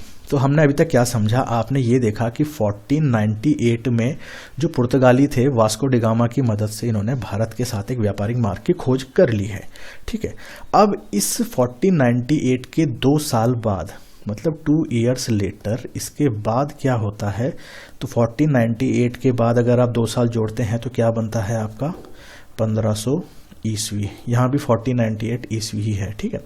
तो 1500 ईस्वी में जो पुर्तगाली थे, इनकी तरफ से एक दूसरा बंदा आता है, जो दूसरा बंदा आता है पुर्तगालियों की तरफ से। और इस जो सेकंड बंदा आ रहा है, इसका नाम क्या है या किसके नेतृत्व में आ रहा है, किसके अंडर आ रहा है, ये पूरा का पूरा बेड़ा। अब जब भारत आ रहे हैं ये लोग, एक तरह से व्यापार करने के लिए ही आएंगे अपने जहाज लेकर के, है ना। इससे पहले तो वो आया था आपका वास्को डी गामा। तो ये जो 2 साल बाद 1500 ईस्वी में दूसरा पुर्तगाली जो आ रहा है और अपने साथ कई व्यापारिक जहाज लेकर के आ रहा है, व्यापारिक कार्य करने के लिए आ रहा है, ट्रेड करने के लिए आ रहा है, कुछ करेगा यहाँ से। तो इस समय कौन बंदा आ रहा है, किसके नेतृत्व में आ रहा है, तो ये आप ध्यान रखिएगा। इसका नाम था, मैं इंग्लिश में लिख देता हूँ, आप हिंदी में भी लिख सकते हैं इसको, पेड्रो अल्वारेज कैब्राल, ठीक है। मैंने इंग्लिश में लिख दिया, आप इसको हिंदी में भी लिख सकते हैं। मात्राओं का कोई बड़ा यहाँ पर रोल नहीं है, आपको नाम याद होना चाहिए, पेड्रो अल्वारेज कैब्राल, ठीक है। इस नाम से जो दूसरा पुर्तगाली यात्री है, व्यापारिक बेड़े अपने जहाज़ों के साथ व्यापार करने के लिए भारत में आ रहा है, कब 1500 ईस्वी में। अब यहाँ पर एक बहुत रोचक बात आ जाती है कि जब इस बारे में खबर मिलती है, किनको, अरबियों को, किनको, अरबियों को, क्योंकि आपको याद होगा अगर अब पुर्तगालियों का डायरेक्ट ट्रेड हो रहा है तो भाई इनका क्या हो गया है, लॉस, इनका क्या हो गया है, लॉस। अब इन्हें जब पता चला कि भाई ये जो नया बंदा आ रहा है दोबारा, है ना, पेड्रो अल्वारेज कैब्राल जो ये है, ये आ रहा है भारत में 1500 ईस्वी में, और ये कितने जहाज लेके आ रहा है, ये 13 जहाज लेकर के आ रहा है अपने, मतलब बड़े लेवल पे यहाँ पर से व्यापार करेगा। अरबी लोगों का वैसे ही नुकसान हो रखा है। तो अब क्या होता है, ये लोग जो अरबी लोग हैं, जब इन्हें इस बात की इन्फॉर्मेशन मिलती है कि ये व्यापार करने के लिए अपने कई सारे बेड़ों के साथ आ रहा है, तो ये इसके ऊपर क्या कर देते हैं, अटैक, क्या कर देते हैं, अटैक। दैट मीन्स कि ये इनके ऊपर कर देते हैं आक्रमण, ठीक है, मतलब लड़ाई करने के लिए, ठीक है। कौन, अरबी लोग, किसके साथ कर देंगे, अब यहाँ पर पेड्रो अल्वारेज कैब्राल, ठीक है, पेड्रो अल्वारेज कैब्राल जो कि 13 व्यापारिक जहाज अपने साथ लेकर के आ रहा है, ठीक है। अब जब यहाँ पर लड़ाई हो रही है तो लड़ाई में और भी इंटरेस्टिंग चीज सामने निकल के आती है। क्या निकल के आती है वो देखिए। यहाँ हुआ क्या, जो अरबी लोग थे जिन्होंने अटैक करा था, भाई यही लोग क्या होते हैं, हार जाते हैं, यही हार जाते हैं लड़ाई में, ठीक है, युद्ध हार गए ये लोग। और जीत कौन गया, अगर ये जीत गए तो पेड्रो अल्वारेज कैब्राल क्या है, जीत गया इस लड़ाई को। जब इन्होंने उसके ऊपर अटैक करा अरबियों ने, तो यहाँ तो उल्टी ही पड़ गई कहानी। तो पुर्तगाली तो जीत गए, और किसके नेतृत्व में जीत गए, पेड्रो अल्वारेज कैब्राल के नेतृत्व में। अब तो यहाँ पर फिर कोई दिक्कत की बात ही नहीं थी, है ना। तो अब आगे चल के कहानी में क्या मोड़ आता है, तो इस जीत के साथ ही जब ये लोग भारत पहुंचेंगे। अब ध्यान से देखिएगा, यहाँ पर हम क्या पढ़ रहे हैं, पेड्रो अल्वारेज कैब्राल को। पेड्रो अल्वारेज कैब्राल का रास्ता रोकने के लिए अरबी लोगों ने उसके ऊपर अटैक करा, किंतु अरबी लोग ही इस युद्ध में हार गए। अब क्या है, पेड्रो अल्वारेज कैब्राल जब पहुंचता है भारत, ध्यान समझिएगा, जब पुर्तगाली भारत पहुंच रहे हैं तो भारत पहुंचने के बाद जो कोचीन का शासक हुआ करता था, आप एक तरह से इस वाले एरिया में समझ लीजिए, यहीं पर आपका कोचीन है, एक तरह से जो आपका कोचीन है, यहाँ का जो राजा हुआ करता था, यहाँ का राजा, ध्यान सुनिएगा, कोचीन का राजा, और एक तरह से आप समझ लीजिए कि यहीं पर आपका कन्नौर भी आ जाएगा। क्या आ जाएगा, कन्नौर। कोचीन और कन्नौर, ये दो जगहों के नाम आप अच्छे से याद रख लीजिए। जब पेड्रो अल्वारेज कैब्राल ने अरबियों को हरा दिया और ये भारत पहुंचता है, तो भारत में जो कोचीन है और जो कन्नौर है, यहाँ के राजाओं के साथ इसकी क्या होती है, मित्रता होती है, मित्रता होती है, दोस्ती होती है, ठीक है। और जब मित्रता होती है तो इसी मित्रता के साथ जो भारत पुर्तगाल का व्यापार है उसकी भी एक तरह से डील हो जाती है कि भारत पुर्तगाल के मध्य भी अब क्या होगा, ट्रेड हो गया, ठीक है भाई। तो इसी के तहत जब इनकी कन्नौर का, यहाँ पर देखिए, जो कन्नौर हमने बोला है और कोचीन बोला है, यहाँ के राजाओं के साथ इनकी दोस्ती हो गई है, किनकी, पुर्तगालियों की। और इस समय कौन आ रखा है, यहाँ पर आप देखेंगे Pedro Alvarez Cabral. Pedro Alvarez Cabral जब आ रखा है तो कन्नौर और कोचीन के राजा से इसकी दोस्ती हो रही है। इसी के तहत ये क्या करता है, कन्नौर में और कोचीन में अपनी एक कारखाने लगाता है। तो अब आपके लिए यहाँ पर इम्पॉर्टेंट आता है कि पहले कहाँ पर लगाता है। तो जो प्रथम व्यापारिक कोठी है वो लगाता है, ये आपकी, देखिए ध्यान से सुनिएगा इस बात को, ये बहुत इम्पॉर्टेंट है। पहली लगाता है ये अपनी कोचीन में। कहाँ, फर्स्ट जो अपना कारखाना इस्टेब्लिश कर रहा है अब पुर्तगाली, वो कहाँ कर रहे हैं, फर्स्ट कारखाना वो कहाँ कर रहे हैं, कोचीन में, ठीक है। और दूसरा कहाँ करा, कन्नौर में। क्या बना रहे हैं, अपने कारखाने इन्होंने यहाँ पर इस्टेब्लिश कर दिए, ठीक है। आपको बात क्लियर है इतनी। भारत पुर्तगाल के मध्य अब जो व्यापार संबंध थे वो इस्टेब्लिश हो चुके हैं और कन्नौर और कोचीन के जो राजा थे उसके साथ कैब्राल की दोस्ती हो गई है और यहीं पर ये पुर्तगाली जो है अपने कारखानों का इस्टेब्लिशमेंट कर रहे हैं। तो एक बार आप पुनः देख लीजिए अच्छी तरीके से, मैं आपको बता देता हूँ कि जो पुर्तगाली थे, नेक्स्ट पेज में लिख लेते हैं, पुर्तगालियों ने जो अपनी कारखाने जो हैं वो भारत में प्रथम कहाँ बनाए, तो सबसे पहले कहाँ बनाया, आप ध्यान से रखिएगा। उन्होंने अपनी पहली व्यापारिक कोठी जो है ये बनाई थी कोचीन में। कहाँ बनाई थी, कोचीन में, ठीक है। कोचीन में बनाई थी, कब बनाई थी, 1503 में, 1503 ईस्वी में, 1503 ईस्वी में। और अगर मैं द्वितीय या जिसे आप दूसरी भी कह सकते हैं, दूसरी जो व्यापारिक कोठी या जिसे आप कारखाना बंद बोल सकते हैं, वो कहाँ बनाया, वो बनाया कैन्नूर में। कहाँ बनाया, कैन्नूर में। और ये कब बनाया, ये इससे ठीक 2 साल बाद, मतलब 1505 ईस्वी में। तो आप लोगों के सामने अगर यहाँ पर यह सवाल आ जाता है कि पुर्तगालियों ने भारत में अपना प्रथम व्यापारिक कोठी, ठीक है, कारखाना बोल लो या व्यापारिक कोठी, ठीक है, तो पुर्तगालियों ने भारत में अपने प्रथम कारखाने या व्यापारिक कोठी कब स्थापित करी, तो आप कहेंगे प्रथम कोठी कब बनी थी भाई, 1503 में। कहाँ बनी थी, कोचीन में बनी थी, ठीक है। और किसके उसमें बनी, ये कौन आया था, ये मैंने आपको बताया, पेड्रो अल्वारेज कैब्राल, ठीक है। इसी की जो थी मित्रता हो गई थी कोचीन और कैन्नूर के शासक के साथ, ठीक है। और दूसरी कब बनाई इसने, कैन्नूर में बनाई 1505 ईस्वी में, ठीक है। तो इतना क्लियर है आप लोगों को। मुझे उम्मीद है आप लोगों को यहाँ तक पूरी कहानी अच्छे से समझ में आ गई होगी और आप लोग अपने नोट्स भी अच्छे से बना रहे होंगे, ठीक है। आपको अब आ रहा होगा बात समझ में। हम धीरे धीरे पूरी हिस्ट्री जो है इसको बहुत रोचक तरीके से पढ़ेंगे और आपके सारे सवाल इसी में से आने हैं, ठीक है।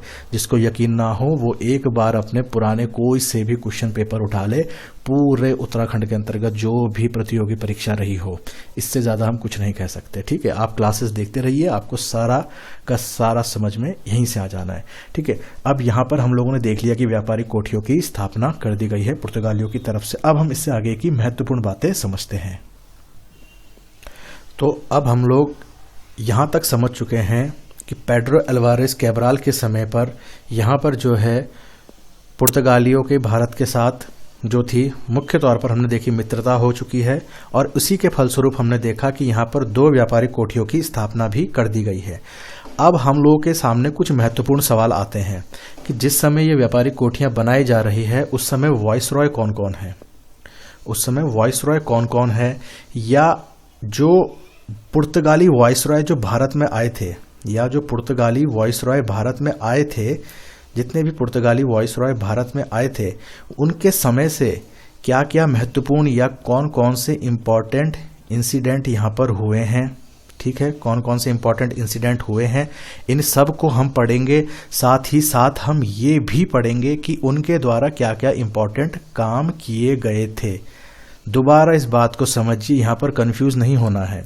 हमने अभी तक देख लिया कि पुर्तगालियों की तरफ से कौन कौन से व्यापारिक बेड़े आ रहे हैं, किस किस के नेतृत्व में आ रहे हैं, क्या क्या उन्होंने किन किन राजाओं के साथ उन्होंने दोस्ती करी, फलस्वरूप उनके कहाँ कहाँ पर आपने देखे कारखाने बने। अब जब ये सब घटनाएं घट रही हैं तो इसी के साथ साथ आप ये भी देखेंगे कि इस समय जो पुर्तगाली वाइसरॉय हैं जो भारत आ रहे हैं वो कब कब आ रहे हैं और उनके टाइम पे क्या क्या चीज़ें हो रही हैं। ठीक है, जो मैंने कहा उन शब्दों पे आप थोड़ा गौर फरमाइएगा, आपको सारी चीज़ समझ में आ जाएगी। ठीक, तो अब हम पढ़ेंगे पुर्तगाली वाइसरॉय जो हमारी परीक्षा की दृष्टि से बहुत महत्वपूर्ण है। तो प्रथम वाइसरॉय की हम बात करेंगे। फर्स्ट जो है आपका वाइसरॉय कौन था जो पुर्तगाल की तरफ से भारत में आया था, उसके बारे में अब हम यहाँ पर पढ़ते हैं। तो फर्स्ट कौन आया था भाई? फर्स्ट आया था आपका फ्रांसिस्को द अल्मीडा। आप इन चीज़ों को लिखते भी चलें तभी आपके लिए सही रहेगा। Francisco de Almeida. ठीक है, आप मेरे साथ साथ लिख सकते हैं क्योंकि मैं भी ज़्यादा तेज गति से नहीं लिख रहा हूँ। ठीक है, इससे फ़ायदा पता क्या होता है? इससे फ़ायदा ये होता है कि आपको दोबारा से वीडियो देखने की ज़रूरत नहीं पड़ेगी। आपने एक बार नोट्स बना दिए साथ क्लास के, बाद में क्या होगा, आपने केवल 5 से 7 मिनट लेना है, आपने वो सारा रीडिंग करा और सारी चीज़ें आपके दिमाग में दोबारा से फीड हो जाएंगी और रिफ्रेश हो जाएंगी। ठीक है, आपको रटने की बिल्कुल ज़रूरत नहीं है। मैं यहाँ समझा रहा हूँ, आप लोगों ने पॉइंट टू पॉइंट ये चीज़ें जो मैं बता रहा हूँ उनको आपने लिखते चलना है। तो प्रथम वाइसरॉय आता है फ्रांसिस्को दी अल्मीडा। अब महत्वपूर्ण बात है कि शासनकाल कब रहा भाई, किस समय आ रहा है? तो शासनकाल आप देखेंगे 1505 से लेकर के 1509 ईस्वी में। कब आ रहा है? 1505 से 1509 ईस्वी में। ठीक है, आगे बात समझ में? ठीक है, तो भारत आ चुका है ये पुर्तगाली जो वाइसरॉय है, और इसका भारत में आने का जो मुख्य उद्देश्य है, तो जो ये हमारा व्यापार है, जो पुर्तगाल व्यापार है, पुर्तगाल व्यापार जो है इसको ये सुरक्षित रखना चाहता है। मतलब इसमें किसी प्रकार की कोई कमी ना आए, इसको सुरक्षित रखना ही इसका मुख्य उद्देश्य है। और इसी व्यापार को सुरक्षित रखने के लिए इसने एक पॉलिसी अपनाई, एक नीति अपनाई जिसे कहा जाता है ब्लू वाटर पॉलिसी। क्या कहा जाता है? Blue water policy. मुझे उम्मीद है आप लोगों को दिख रहा होगा। ब्लू वाटर पॉलिसी इसने अपनाई, या इसी को आप हिंदी में कह सकते हैं शांत जल नीति। तो आपके सामने सवाल ये भी आ सकता है कि ब्लू वाटर पॉलिसी किसके द्वारा अपनाई गई या शांत जल नीति किसके द्वारा अपनाई गई? तो आपके सामने विकल्प कई होंगे। फ्रांसिस्को दी अल्मीडा पे आपने टिक लगाना है। ठीक है, तो इस तरह के सवाल ही आपसे परीक्षा में पूछे जाते हैं। ठीक है, और इसका उद्देश्य क्या था? अपने पुर्तगाल व्यापार को सुरक्षित रखने के उद्देश्य से ही इसने इस जो ब्लू वाटर पॉलिसी थी इसको अपनाया था। ठीक है, बात समझ है? और इस नीति का जो एक मुख्य उद्देश्य ये भी था, आप इस बात को भी ध्यान रखें, जो ये अरबी लोग हैं, जैसा हम शुरू से पढ़ रहे हैं, अरबी लोगों का जो एक बिचौलियापन है इसको समाप्त करना, जो इनका बिचौलियापन है इसको समाप्त करना ही इस ब्लू वाटर पॉलिसी की एक मुख्यता जो बोलते हैं उद्देश्य माना जाता है। ठीक है, तो अरबी बिचौलियापन हटाना और पुर्तगाल का जो व्यापार है भारत के साथ उसको एक तरह से सुरक्षित रखना या सेफ रखना। ठीक है, क्लियर इतनी बात? आगे बात समझ में? और ये अगर हम फ्रांसिस्को दी अल्मीडा के विषय में और बात करें तो इसके बारे में ही ये कहा जाता है कि यही एक तरह से ऐसा वॉइसरॉय था, ये ऐसा वॉइसरॉय था जिसने भारत में पुर्तगाल राज्य स्थापित करने का प्रयत्न प्रारंभ कर दिया था। मतलब यहाँ पर अब ये एरियो पे, मतलब जिसे आप कहेंगे क्षेत्रों पर अधिकार स्थापित करने का कार्य का अगर आप श्रेय देंगे तो वो फर्स्ट वॉइसरॉय कौन था? आपका फ्रांसिस्को दी अल्मीडा। ठीक है, बात समझ में आ रही है आपको?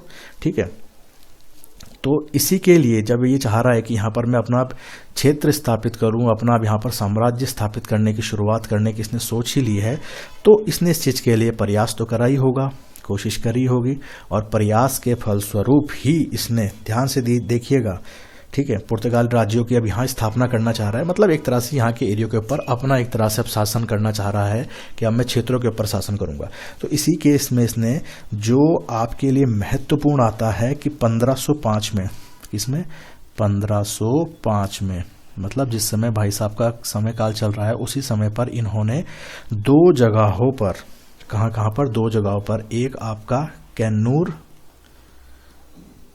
और दूसरा आपका किलवा, एक कैन्नूर और एक आपका किलवा।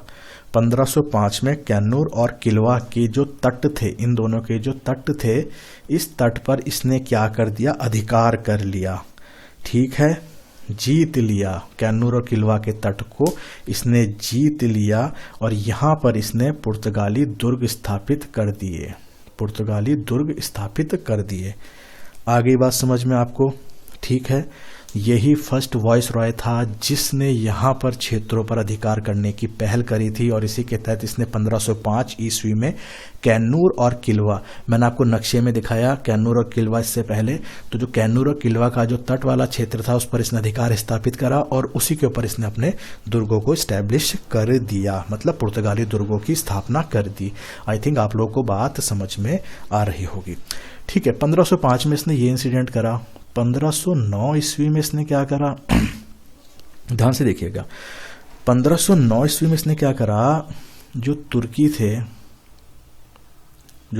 थे एवं जो मिस्र के लोग थे, ये लोग क्या करते थे? ये गुजरात आते थे व्यापार करने के लिए। कहाँ आते थे? गुजरात आते थे व्यापार करने के लिए। और इसने क्या करा? किसने? आपके फ्रांसिस्को डी अल्मीडा ने ये तुर्की और मिस्र के जो ये आते थे इनको यहाँ पर पराजित कर दिया, इनको हरा दिया। और एक तरह से आप ये समझ लीजिए कि इनको पराजित जैसे ही कर देता है, ये इनको पराजित कर देता है, वैसे ही अब हिंद महासागर में, पूरे हिंद महासागर में सबसे शक्तिशाली अगर आप देखेंगे तो कौन आ रहा है यहाँ पर? पुर्तगाली ही। आप धीरे धीरे कहानी के तौर पर यहाँ पर देख रहे होंगे कि जब कैब्राल का समय था तो वहाँ पर क्या हुआ कि अरबियों ने उसके व्यापारिक बेड़ों के ऊपर आक्रमण करा, उल्टा वही हार गए। तो एक तरह से आपने देखा वहाँ पर भी उनकी वो पुर्तगालियों की ही एक तरह से वर्चस्व की बात हमें देखने को मिल रही है। उसके बाद उन्होंने अपने यहाँ पर दुर्ग किले भी बनाने शुरू कर दिए हैं, व्यापारिक कोठियाँ भी बन गई हैं। तो आप देख रहे हैं धीरे धीरे जो पुर्तगालियों का जो एक एक्सपेंशन हो रहा है उनकी पावर में, वो आपको यहीं देखने को मिलता है। साथ ही साथ तुर्की और मिस्र के लोग जो गुजरात में व्यापार करने आते थे उनको भी उन्होंने यहाँ से हरा करके एक तरह समझ लीजिए कि भगा दिया। तो यहाँ पर क्या है? अनडाउटली आप लोग एक बात समझ रहे हैं कि पुर्तगाली ही की पावर जो है यहाँ पर एनहेंस हो रही है, उसी में इंक्रीमेंट हो रहा है और यही सबसे ज़्यादा शक्तिशाली लोग एक तरह से माने जा रहे हैं। और यही कारण रहा कि आगे चल कर के, ध्यान समझिएगा, आगे चल कर के जो हिंद महासागर था उसको पुर्तगाली महासागर कहा जाने लगा। क्या कहा जाने लगा? पुर्तगाली महासागर, पुर्तगाली महासागर कहा जाने लगा। ठीक है, आपको ये बात क्लियर है? तो पुर्तगाली महासागर कहा जाने लगा किसके समय पर? आप सभी को याद है, फ्रांसिस्को डी अल्मीडा के समय पर। ठीक है, क्लियर बात है। साथ ही साथ अब जब पुर्तगाली महासागर कहा जाने लगा किसको? हिंद महासागर को अब पुर्तगाली महासागर कहा जाने लगा। और जो पुर्तगाली थे ये लोग अब खुद को क्या कहते थे? सागर का स्वामी।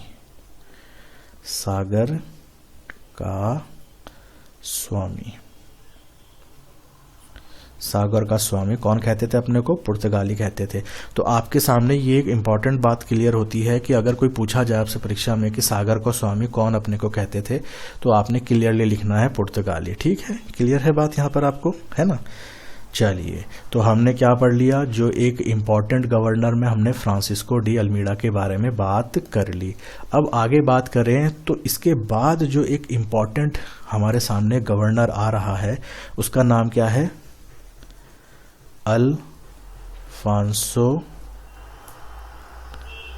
अल्फांसो डी, ध्यान से सुनिएगा, अल्फांसो डी अल्बुकर्क। ठीक है, ये एक महत्वपूर्ण गवर्नर है। ठीक है, अल्फांसो डी अल्बुकर्क। अब अल्फांसो डी अल्बुकर्क के बारे में कुछ महत्वपूर्ण बातें हमारी परीक्षा की दृष्टि से। क्या क्या बात? कि पुर्तगाली शक्ति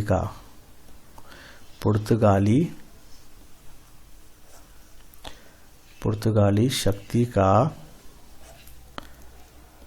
वास्तविक संस्थापक।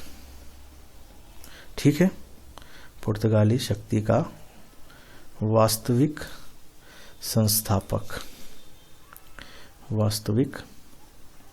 संस्थापक। तो भाई अल्फांसो डी अल्बुकर्क को ही पुर्तगाली शक्ति का वास्तविक संस्थापक कहा जाता है। ठीक है, बात क्लियर है? ठीक, अब ये आप आगे आगे समझेंगे कि क्यों कहा जाता है, इसलिए मैंने इसको रेड कलर से लिख दिया। ये बहुत इंपॉर्टेंट बनता है, ये वाला सवाल कई बार पूछा गया है। ये पुर्तगाली शक्ति का वास्तविक संस्थापक किसे कहा जाता है? ठीक है, अब जो ये अल्फांसो दी अल्बुकर्क है, ये लगभग आप मान के चलिए 1503 ईस्वी में, कब? 1503 ईस्वी में एक अपने जो व्यापार करने के लिए जो भी इसके जहाज होते हैं, ये उनके साथ भारत में आया था। ठीक है, एंट्री इसकी कब हुई? 1503 में अपने कितने व्यापारिक जहाजों के साथ। ठीक है, क्लियर है इतनी बात? ठीक है, ठीक है। और जब ये उसके साथ आ रहा है तो इसी समय पर आप देखिएगा, आपको अगर ये याद होगा तो हमने हर चीज़ों को अब यहाँ पर टैली करना है। 1503 अगर आप सभी को याद है, आपने इससे पहले क्लास में अगर आपने ध्यान दिया है तो 1503 हमने अभी पढ़ा। इस 1503 में एक महत्वपूर्ण घटना हुई थी जो आपने देखा था कि कोचीन में, कहाँ पर? कोचीन में पुर्तगालियों ने अपनी प्रथम व्यापारिक कोठी बनाई थी। कब? 1503 में ही। आ रही है बात समझ में आप सभी को? ठीक है, तो अल्फांसो डी अल्बुकर्क के समय पर ही 1503 ईस्वी में कोचीन में प्रथम पुर्तगाली व्यापारिक कोठी बनाई गई थी। ठीक है, आई बात समझ में? आगे बात समझ में आपको, है ना? चलिए, अब इसमें हम आगे देखते हैं 1503 ईस्वी में। ठीक है, तो यहाँ पर आपने देखा कि 1503 ईस्वी में ये व्यापारिक बेड़े के साथ अपने आ रहा है और इसी समय पर कोचीन में जो है प्रथम कारखाना जो है पुर्तगालियों का बन रहा है। 1503 के बाद अगर बात करी जाए तो 1509 ईस्वी में अल्बुकर्क, जो ये अल्फांसो डी अल्बुकर्क है, इसी को ध्यान से सुनिएगा, इसी को क्या कर दिया गया? अब वॉइसरॉय नियुक्त कर दिया गया। तो अल्फांसो डी अल्बुकर्क अल्मीडा के बाद दूसरा वाइसरॉय बन चुका है 1509 में। अब इसी अल्बुकर्क ने क्या करा कि जो पुर्तगालियों का जो साम्राज्यवाद था, मैंने आपको बताया था कि साम्राज्यवाद, इससे पहले जो साम्राज्यवाद हमने देखा तो उसमें हमने तट देखा, हमने उसमें तट वाला क्षेत्र देखा। यहाँ पर अब पहली बार जो बंदा है कोई जो है आपका साम्राज्यवाद में क्षेत्रीय स्तर पर शासन करने की शुरुआत करने वाला है। क्षेत्रीय स्तर पर इसने क्या करा?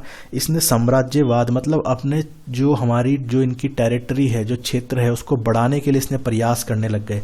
फॉर एग्जाम्पल मान लो अगर अभी अभी इतने क्षेत्र पर ही पुर्तगालियों का शासन है, ठीक है, अभी इतने ही उस पर है शासन, तो अल्फांसो दी अल्बुकर्क ने क्या करा? इस वाले क्षेत्र को बढ़ाने की कोशिश करी कि भाई अब मैं ये वाला क्षेत्र भी जीतूं या ये वाला क्षेत्र भी जीतूं। तो इसी चीज को क्या कहा जाता है? साम्राज्यवाद, अपने साम्राज्य में बढ़ोतरी करना, एक्सपेंशन ऑफ एम्पायर। ठीक है, तो इसने क्षेत्रीय स्तर पर इस चीजों को करने की शुरुआत करी और इसी के तहत इसने क्या करा,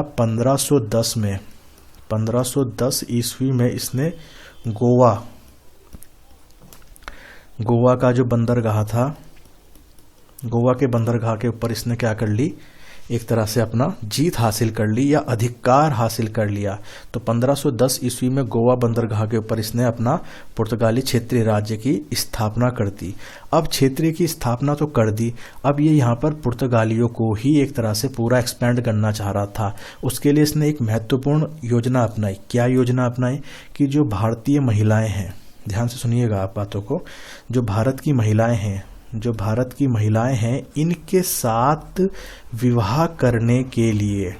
इनके साथ विवाह करने के लिए इसने खूब जोर आजमाइश करी, एक तरह से प्रोत्साहित करा पुर्तगालियों को कि भाई आप भारतीय महिलाओं से विवाह करो। फलस्वरूप जो आबादी होगी वो किसकी मानी जाएगी, वो पुर्तगाली आबादी ही मानी जाएगी। इस तरह से पुर्तगालियों का यहाँ पर एक तरह से संख्या में वृद्धि होगी। तो इसी कारणवश यही कुछ कारण हैं कि इसको यहाँ पर एक तरह से पुर्तगाली शक्ति का वास्तविक संस्थापक माना जाता है। एक, इसने साम्राज्यवाद के तहत इसने यहाँ पर 1510 में गोवा के बंदरगाह के ऊपर अपना अधिकार हासिल कर लिया, ठीक है। और इसी के जीत के साथ इसने भारत में प्रथम पुर्तगाली क्षेत्रीय राज्य की स्थापना कर दी। और यहाँ पर इसने क्या करा, पुर्तगाली राज्य बनाने के लिए इसने क्या कोशिशें करी कि भारतीय महिलाओं के साथ विवाह करने के लिए प्रोत्साहित करा। और एक और इम्पॉर्टेंट चीज जो भारत में एक आप सभी को मालूम होगा, सती प्रथा चलती थी, सती प्रथा। इसने सती प्रथा के ऊपर इसने क्या कर दी थी, रोक लगा दी थी। अब सती प्रथा के ऊपर रोक लगा दी। अब आप सभी को मालूम होगा सती प्रथा क्या होती थी। जिनको नहीं मालूम मैं थोड़ा सा बता दूं, सती प्रथा क्या होती थी। अगर किसी विवाहित जोड़े में से पुरुष या वर की मृत्यु हो जाती है तो मृत्यु के पश्चात जो बीवी होती थी, जो उसकी अर्धांगिनी है, जो उसकी वाइफ है, उसको भी अपने पति की चिता के साथ जलती आग में अपने प्राणों की आहुति देनी होती थी। तो इसी को कहा जाता था सती प्रथा, ठीक है। तो इन्होंने इस प्रथा के ऊपर रोक लगाई, किसने, अल्फांसो डी अल्बुकर्क। तो बहुत ही इंपॉर्टेंट सवाल है, अगर आप खुद अपनी थोड़ा सा ज्ञान लगाएं इस बात पे तो ये पूछा जा सकता है कि पुर्तगालियों की तरफ से प्रथम वॉइस रॉय कौन था जिसने सती प्रथा के ऊपर रोक लगाई। ऑब्वियसली आप बता सकते हैं अल्फांसो डी, मैं यहाँ पर दोबारा लिख देता हूँ, Alfonso de Albuquerque, Alfonso de Albuquerque. तो अल्फांसो डी अल्बुकर्क ने ही सती प्रथा के ऊपर रोक लगा दी थी, ठीक है। और अगर आप ये देखेंगे तो सती प्रथा की रोक लगा दी थी इन्होंने यहाँ पर। इसके साथ साथ अगर हम बात करें कि हम इसे वास्तविक संस्थापक कह रहे हैं तो क्या केवल इतनी बातों से नहीं भाई, और भी बातों के ऊपर है। आगे चलेंगे तो 1511 ईस्वी में अल्फांसो डी अल्बुकर्क ने क्या करा, मलक्का के ऊपर भी जीत हासिल करी, मलक्का के ऊपर जीत हासिल करी। और 4 साल बाद मतलब 1515 ईस्वी में भाई साहब ने फारस की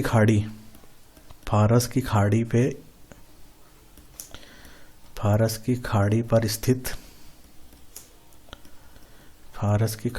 स्थित आरूज बंदरगाह या आमरूज स्थित आमरूज बंदरगाह के ऊपर, आप लिख लीजिएगा इस अच्छे से, आमरूज, ये आमरूज है, आमरूज बंदरगाह के ऊपर भी इसने क्या कर लिया था, उसे अचीव कर लिया था, ठीक है। उसके ऊपर भी इसने अपना अधिकार हासिल कर लिया था। तो ये कुछ प्रमुख कारण हैं जिनकी वजह से इसको वास्तविक संस्थापक कहा जाता है। क्या कहा जाता है, वास्तविक संस्थापक, ठीक है। तो आप भूलेंगे नहीं इस बात को, ये बेहद महत्वपूर्ण है कि पुर्तगाली ऐसा कौन सा वॉइस रॉय है जिसको वास्तविक संस्थापक माना जाता है, ठीक है। भारत में पुर्तगाली शक्ति का वास्तविक संस्थापक इसी को माना जाता है, ठीक है। और इसी अल्फांसो डी अल्बुकर्क के द्वारा एक और इम्पॉर्टेंट बात आप सुन लीजिए। तो भाई जब ये अपना साम्राज्य बढ़ा रहा है, क्षेत्र बढ़ा रहा है, शासन प्रशासन की तरफ अब ये हो रहा है, तो इसने अपनी एक राजधानी भी बनाई होगी, कैपिटल बनाई होगी, शासन प्रशासन जहाँ से चलेगा पूरा, है ना। तो इसने अपनी राजधानी कहाँ बनाई थी, ध्यान से समझिए। तो उसने अपनी राजधानी क्या बनाई थी, कोचीन। कौन सी बनाई थी? कोचीन। मैंने यहाँ इंग्लिश में लिख दिया ताकि थोड़ा सा अलग आपको देखने में लगे। ठीक है, तो अल्फांसो डी अल्बुकर्क ने अपनी जो राजनीति बनाई थी वो कोचीन बनाई थी। और बाद में जब एक और हम पढ़ेंगे आगे चल कर के, एक और गवर्नर आएगा, उसने क्या करा था, जो ये कोचीन राजधानी है, इस कोचीन से राजधानी को ट्रांसफ़र कर दिया किधर के लिए? अब ध्यान से देखिएगा, कोचीन से इन्होंने अपनी राजधानी को स्थानांतरित कर दिया किधर? गोवा के लिए। किसने कर दिया भाई? ये कर दिया आपका नीनो डी कुन्हा ने। नीनो डी कुन्हा ने। ठीक है, तो नीनो डी कुन्हा ने जो राजधानी थी वो कोचीन से स्थानांतरित करके गोवा कर दी। सॉरी, तो कोचीन से गोवा कर दी। और कोचीन को किसने बनाया था राजधानी? आपको नहीं भूलना है नाम, अल्फांसो डी अल्बुकर्क ने। अल्फांसो डी अल्बुकर्क ने। ठीक है, तो अल्फांसो डी अल्बुकर्क ने अपनी राजधानी कोचीन बनाई थी, जिसको आगे चल करके गोवा में ट्रांसफ़र कर दिया था नीनो डी कुन्हा ने। तो ये कुछ बातें रही जो हमने आज पढ़ी टोटली अपने भारतीय इतिहास के बारे में। ठीक है, तो हमने मॉडर्न हिस्ट्री को हम लोग आज पढ़ रहे थे। आप सभी को याद होना चाहिए मॉडर्न हिस्ट्री या आधुनिक इतिहास भारत का, इसको हमने पढ़ा है। और हम लोग एक एक चीज़ को बारीकी से पढ़ रहे हैं। हम लोग यहाँ पर 10 पॉइंट लिख के कहानी बना करके ऐसे नहीं हवा में बात करेंगे। हम लोग पूरा तरीके से अपनी तैयारी करेंगे, पूरी स्ट्रैटेजी को सही से रखेंगे। और आप यकीन मानिए आपका सिलेक्शन 101% होगा। और ये बात आपको क्लासेस की लेंथ से ही मालूम चल जाएगी कि जो क्लासेस की ड्यूरेशन होती है उसमें कितना पढ़ाया जा सकता है। करने को अगर मैं चाहूँ तो मैं इसको पूरी क्लास को 15 मिनट में भी ख़त्म कर सकता था और आपको भी बोरियत नहीं आती, लेकिन उससे कोई फ़ायदा नहीं है। रिजल्ट आप लोगों का कुछ नहीं आने वाला, मुझे डेफिनेटली पता है, क्योंकि जब क्वेश्चंस आते हैं सामने तो ऐसे बच्चों के सवाल फिर दिमाग में उड़ते हैं। तो इसी बात के साथ में यहाँ पर अब आपको ये क्लास को वाइंड अप करना चाहूँगा और आपको बता दूँ कि अगर आपको क्लासेस अच्छी लग रही हैं तो आप निश्चित तौर पे अपना प्यार, स्नेह जो कमेंट्स और लाइक के माध्यम से हैं वो वीडियो के नीचे अवश्य दें। यही सब चीज़ें हमें प्रेरित करेंगी आगे आपके लिए जितनी क्लास है उसको हम और एनहेंस करके और उसकी क्वालिटी या उसकी गुणवत्ता में हम और बढ़ोतरी कर सकें। ठीक है, तो आज के लिए हम इस क्लास को यहीं पर स्टॉप करते हैं। कल हम स्टार्ट करेंगे कहाँ से? नीनो डी कुन्हा से।